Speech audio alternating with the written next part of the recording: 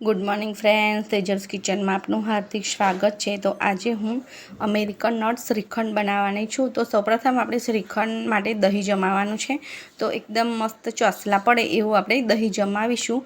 તો એક તપેલી લીધી છે। તો તપેલીમાં મેં 1 લીટર દૂધ લીધું છે। મેં અમૂલ ગોલ્ડ દૂધ લીધું છે। તો આપણે દૂધ ફૂલ ફેટ મિલ્ક જ વાપરવાનું છે।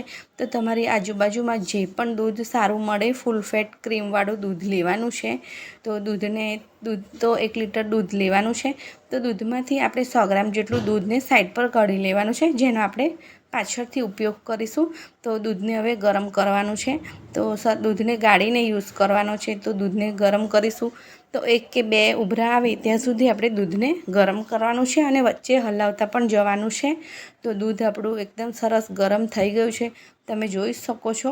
તો હવે આપણે ગેસ બંધ કરી દઈશું અને દૂધને કન્ટિન્યુ 1 કે 2 મિનિટ માટે હલાવતા રહીશું। તો આપણું દૂધ સરસ ગરમ થઈ ગયું છે।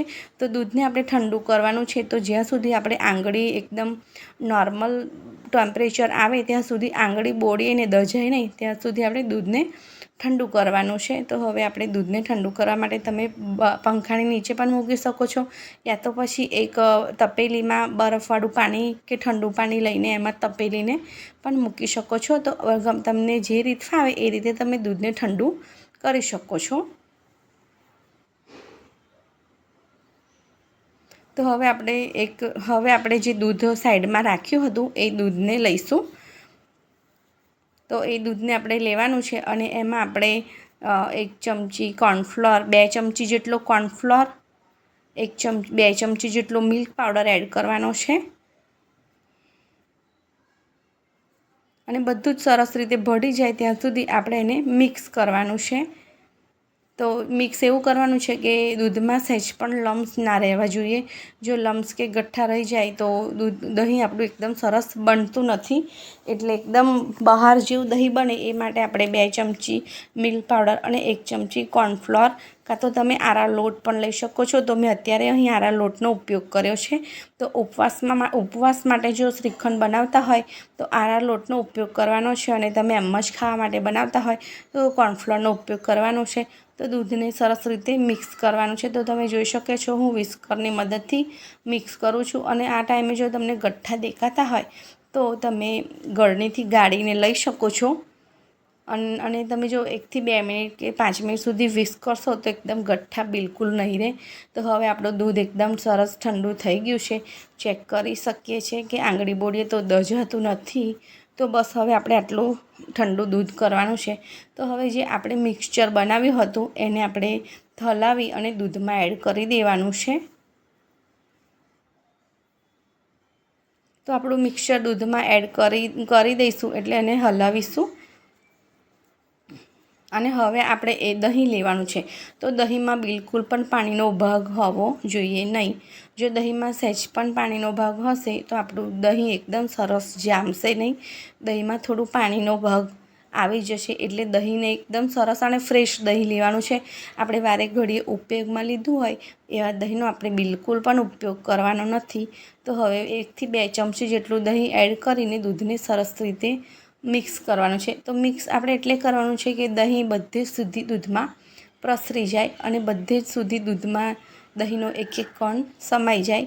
તો દૂધને આપણે એવી રીતે હલાવી લેવાનું છે। તો હવે જો ઉનાળો હોય તો તમારે કોઈ ચિંતા કરવાની જરૂર નથી, એક જ નાઇટમાં તમારું દહીં બની જશે।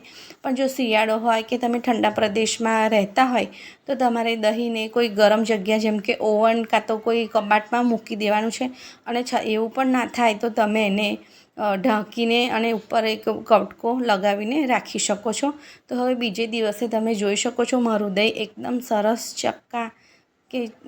સરસ ચકતા પડે એવું દહીં જમા થઈ ગયું છે। તો આપણે તેને કાપીને પણ ચેક કરી લઈશું। તો એકદમ સરસ પીસીસ પડે છે, તમે જોઈ શકો છો હું જ્યારે કાપું છું ત્યારે જ એમાં એકદમ સરસ લાઈન પડે છે। તો આપણું દહીં એકદમ સરસ બની ગયું છે। તો તમે એક કાઢીને પણ જોઈ લઈએ તો જોઈ શકો છો કેટલા સરસ પીસીસ પડ્યા છે। તો એકદમ બહાર જેવું દહીં છે અને મેં ટેસ્ટ પણ કર્યું છે મિત્રો, એકદમ સરસ જેમ કે અમૂલ મસ્તી દહીં આવે છે બિલકુલ સેમ ટુ સેમ ટેસ્ટ છે। તો એકવાર તમે જરૂરથી બનાવજો। તો હવે આપણે મસ્કો બનાવવાના છે. તો મસ્કા માટે એક મોટો વાટકો લેવાનો છે. એના પર કાણાવાળું કોઈ પણ વાસણ કે ગળની તમે લઈ શકો છો, અને સૂતરનું કપડું કે વ્હાઈટ કોઈ પણ કપડું તમે લઈ શકો છો. તો આપણે જે પણ બધું દહીં જમાવ્યું હતું તે હવે આપણે કટકામાં નાખી દઈશું, અને કટકાને આપણે સરસ રીતે ફોલ્ડ કરીને બાંધવાનો છે, જેથી કરીને દહીંનું વધારાનું જે પણ પાણી છે એ બધું એકદમ સરસ નીકળી શકે. તો દહીં તમે જોઈ શકો છો કેટલું સરસ બન્યું છે, અને ટેક્સચર પણ એનું બહુ જ સરસ આવ્યું છે. તો આપણે બધું જ દહીં કટકામાં લઈ લીધું છે. તો 5થી 7 મિનિટ કે 10-15 મિનિટ તમારી પાસે જેવો ટાઈમ હોય એવો તમે આવી રીતે થોડી વાર દહીંને રવા દઈ શકો છો, જેથી કરીને જે પાણી જલ્દી નીકળી જવાનું છે એ પાણી જલ્દીથી નીકળી જાય. તો હવે આપણે એને કવર કરી લઈશું અને ગાંઠ મારીને મૂકી દઈશું. તો જો શિયાળો હોય તો તમે આને બહાર જ રાખી શકો છો, કેમ કે શિયાળો હોય તો દહીંમાં બિલકુલ ખટાશ નથી આવતી, ખટાશને આવતા વાર લાગે છે. પણ જો ઉનાળો હોય તો તમારે જે રીતે મેં વાટકો મૂક્યો છે અને વાટકાની ઉપર કાણાવાળો વાટકો મૂક્યો છે એવી જ રીતે આપણે એને ફ્રીજમાં મૂકી દેવાનું. આખો દિવસ કે 8થી 10 કલાક સુધી ફ્રીજમાં મૂકવાનું છે. તમે ઓવરનાઇટ પણ મૂકી શકો છો. તો અને જો તમે ઈચ્છો તો એના પર વજન મૂકીને પણ ફ્રીજમાં મૂકી શકો છો. તો 8થી 10 કલાક પછી આપણો મસ્કો રેડી થઈ ગયો છે. તમે જોઈ શકો છો, હું કાઢવાની કોશિશ કરું જ છું. તો એકદમ સરસ ચકતા ટાઈપ આપણો દહીંનો મસ્કો અને એકદમ થીક દહીંનો મસ્કો રેડી થઈ ગયો છે. તો થોડી ટિપ્સ એન્ડ ટ્રિક્સને તમે જો ધ્યાનમાં રાખશો મિત્રો, તો આપણો દહીંનો મસ્કો એકદમ સરસ રીતે રેડી થઈ જશે.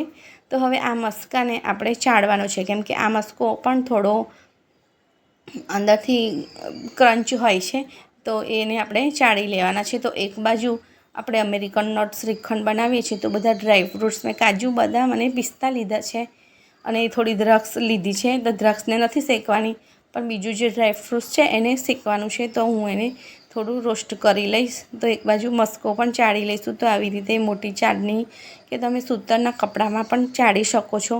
તો થોડું ટાઈમ જશે, પણ એકદમ સરસ શ્રીખંડ એકદમ સ્મૂથ બહાર જેવું ટેક્સચર શ્રીખંડનું રેડી થશે.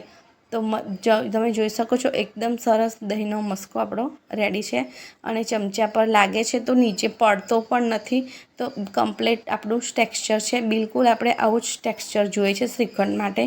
તો એકદમ શ્રીખંડ પરફેક્ટ બનશે. તો હવે શ્રીખંડમાં મેં 3થી 4 ચમચી ટેબલ સ્પૂન મોટી ચમચી જે આવે એ ભરીને દળેલી સુગર લીધી છે. આ મેં કેસર મિલ્ક બનાવ્યું છે, જે 2થી 3 ચમચી જેટલું જ છે, જેમાં મેં 4થી 5 કેસરના પીસીસ નાખીને એને રવા દીધું હતું. અને ઇલાયચી પાવડર છે, અને જે આપણે શેકેલા ડ્રાયફ્રૂટ નટ્સ હતા એ બધા જ મેં અંદર એડ કરી દીધા છે, અને ઉપરથી મેં દ્રાક્ષને અખરોટ પણ એડ કર્યા છે. તો હવે બધું જ શ્રીખંડ આપણે એકદમ સરસ રીતે મિક્સ કરી લઈશું. તો જોઈ શકો છો તમે એકદમ ઓરિજિનલ અને કોઈ પણ બહારની કોઈ એસેન્સ વગર શ્રીખંડનો કલર કેટલો સરસ આવ્યો છે. તો તમે પણ મારી રીતે આ શ્રીખંડને જરૂરથી ટ્રાય કરજો. તો તમને જો મારી રેસીપી સારી લાગી હોય તો લાઇક, શેર અને સબસ્ક્રાઈબ જોતાં જ કરી દો મિત્રો, જેથી કરીને તમે તમારી નવી રેસીપીઓ હું મૂકું તો તમને એનું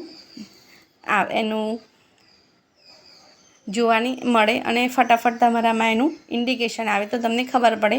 તો મેં શ્રીખંડને એક ડબ્બામાં ભરીને રાખી દીધું.